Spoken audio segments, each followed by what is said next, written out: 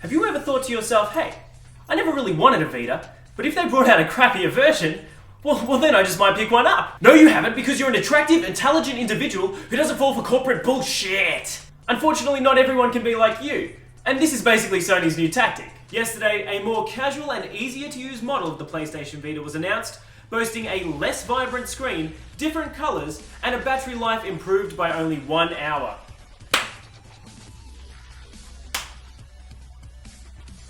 Now, I'm no engineer, but I'm pretty sure it's the exact same battery, it's just better off with the LCD screen. The new Vita is also slightly thinner and a little bit lighter than its predecessor, meaning it's probably even better at giving you those uncomfortable cramps.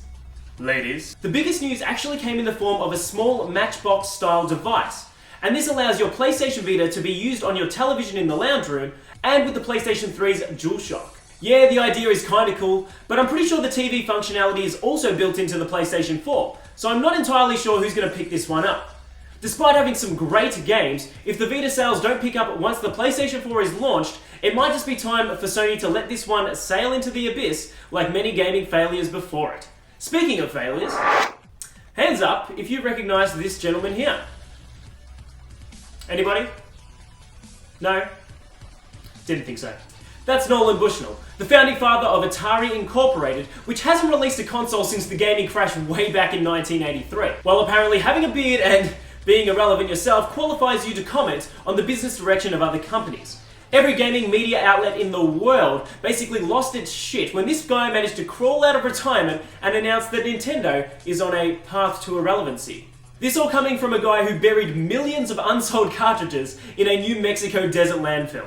He's basically the Walter White of gaming. The dumbest part here is that he was directly referencing gaming-only handheld devices, an area which Nintendo thrives in. So I don't understand why the Vita wasn't once mentioned. Come on guys, let Nintendo alone. Stop picking on Nintendo.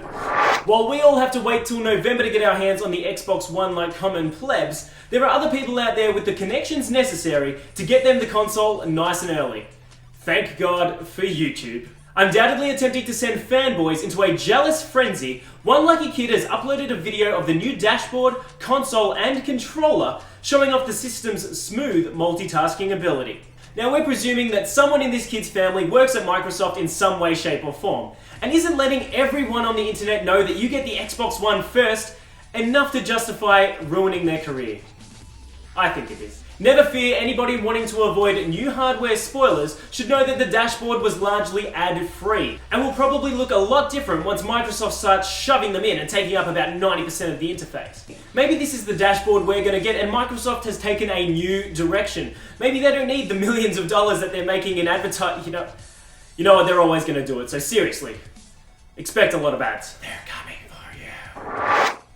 Remember when I said this? Apple has sent out media invitations for their upcoming event on September 10 in California, where the company is expected to unveil the new iPhone 5S and a low-cost iPhone 5C. That shit totally happened. Now I don't know about you, but I cannot wait for that new fingerprint reading home button to stuff up about 5 times before I'm allowed into my phone.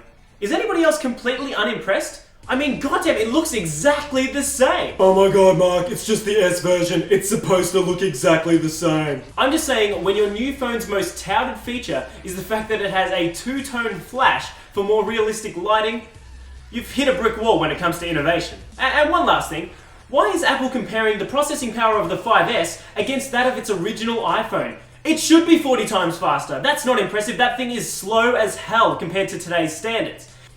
Anyway, if you do want to pick one up, I mean, there's new colours and the battery lasts a bit longer, which is kind of cool. It comes out on September 20. That is it for this week's Respawn recap, guys. If you want to keep in touch with everything we do over at Radio Respawn, like us over at facebook.com/Radio Respawn, tweet us at RespawnRTO, and subscribe to us at youtube.com/RespawnRTO. And as always, tune in on Fridays from 3 PM to SYN 90.7 digital and online to catch up with all your gaming news with Mark and Josh.